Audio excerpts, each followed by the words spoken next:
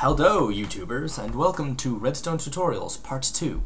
In this video I will be covering the most basic logic gates as well as the most basic memory storage system in Minecraft. So, I guess let's get started. We'll begin with not necessarily the most simple, but definitely the most widely used logic gate. So, it is known as an inverter, or a NOT gate. So, when we're thinking about redstone wires, off can also be a 0 or a false, whereas on can also be a 1 or a true. So we have it. So the NOT gate has a single input and a single output. It inputs the input. Well, the input is then inverted. So if you input a false, it outputs a true. If you input a true, it outputs a false. And if I taught you right in my last video, you can understand why this works. This redstone powers this block, which turns the torch off, which stops powering this. We turn this off. This redstone stops powering this block, which turns the torch on, which then powers this. Next gate we have is an OR gate. Incredibly simple and useful for actually this one isn't, but so this repeater is to stop backlash from coming down here into your other circuits should that happen. It probably won't, but just in case. So this gate basically returns true if either or both of its inputs are true. The only time it returns false is when both of its inputs are false. And you can see that. You can also change this around a little bit and make it a NOT gate. No, not a NOT gate, a NOR gate, which is not OR, which is basically an OR gate that's then been inverted. It only returns true if both of its inputs are false. See, if I turn one or both on, the input turns off. So, next we have an AND gate, which should be pretty self-explanatory. It's constructed like so,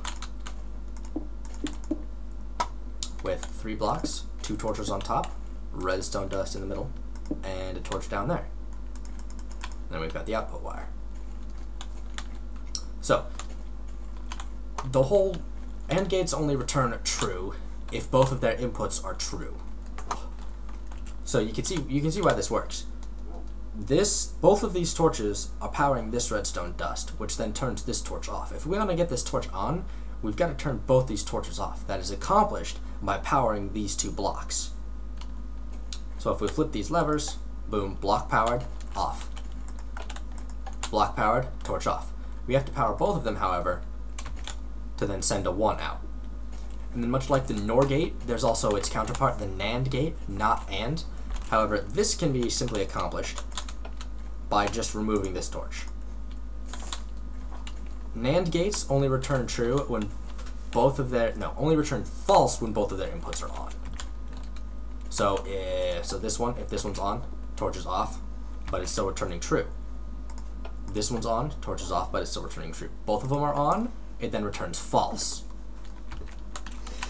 And then we finally have the probably most complicated and one of the least useful gates that I've found. It's the exclusive OR gate. It's very complicated, very bulky, and only useful in some very specific situations. It takes a lot of torches, a lot of resources, and in short, I haven't found much use for it. When constructing this, it's necessary to place a block right here. You'll discover why later. You can place blocks on the edges of redstone. And you notice that as soon as I place that block, that redstone becomes powered. It's because this torch is now powering this block, which then powers that redstone. Let's connect these inputs up. Okay, so exclusive OR gates. Give them sword. spelled sword wrong. Alrighty. Oh, awesome. The other wolves didn't see me. Alright. Exclusive OR gates only return true if exactly one of their inputs is true. If both of them are true, or if both of them are false, it returns false. As you can see, both the inputs are false currently. It's returning false. One input's true, returns true. One input's true, it returns true. Both inputs are true, it returns false. So if we examine an input, if this is true, it turns this torch off, which then turns this torch on and powers the whole system. This torch is still on, which is strongly powering this block, which powers the wire, turns the torch off. Same thing on this side because it's symmetrical. If they are both on, however, sure, both these torches turn off, but then that leaves this redstone wire unpowered, which turns this torch on and then powers the whole system and turns it off again. A variation of this, like everything else, is the exclusive NOR gate, which is useful. It returns true if its two inputs are equivalent. So these two inputs are the same, it's returning true. Two inputs are different, it returns false.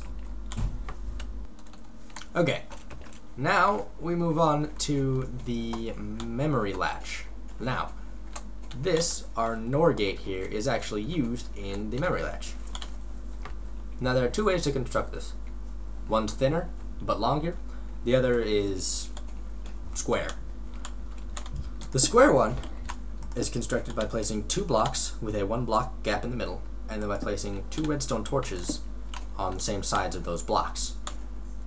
And then connect them with redstone wires, and you'll notice that this is pretty much a giant circle. This torch powers this, which turns that torch off, which then powers that. It has two different inputs. It's got what's called a set and a reset. So this is in a 0 position right here. This would be the set switch, and this is the reset switch. So you notice if I hit the set switch, it turns this on, which turns that torch off, which lets that torch turn on, which then powers this block, keeping that torch off. So no matter what I do to this switch now, the latch won't change. Same here. If I press this, same thing happens, but in the opposite way. Now, what good is this if it doesn't have an output? So the output is right here. This is currently returning a 0. It's storing a 0. If I hit the set latch, you notice now it returns a 1. That means it's now storing a 1 in its memory. Then, diamond sword it. If I hit this, the reset latch, it will reset it to 0, which then now it is storing a 0. Really? I hate this rain. It's now storing a 0 in its memory, and it's been reset, and then this sets it to a 1 again. These are useful in a wide variety of applications, actually. You can use them in a CPU if you ever build one, which is pretty ambitious and very complicated. It can also be used as a simple lock. I guess not horribly simple, but if you have a row of buttons, you have to press them in the right order, and if you press one in the wrong order, it resets the whole thing and you gotta start over. You can accomplish that using these latches to record which buttons have been pressed. So, the other version of this latch, so this is a 3x3, as you'll note, and the input can come in here, and outputs and input wires don't really count.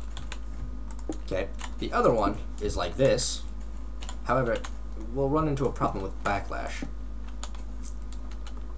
So we set this up the same way. Remember I said redstone wires are fidgety, so we've got to run this up on top of the block, which then if you connect a wire here, makes it vulnerable too. So what we do is we put a redstone repeater right here to basically absorb the backlash, because repeaters act as diodes. So we have our output here, our reset, and our set. It's now set to a 1, reset to a 0. So this takes up a 2 by 5 space, 10 blocks total, but it's a lot thinner, so you can squeeze more of them together. This takes up a 3 by 3 space, which is only 9 blocks. It's smaller, but it is also a little bit bulkier. And that concludes the video for today. Oh, and look, we finished just on time. Farewell, everybody.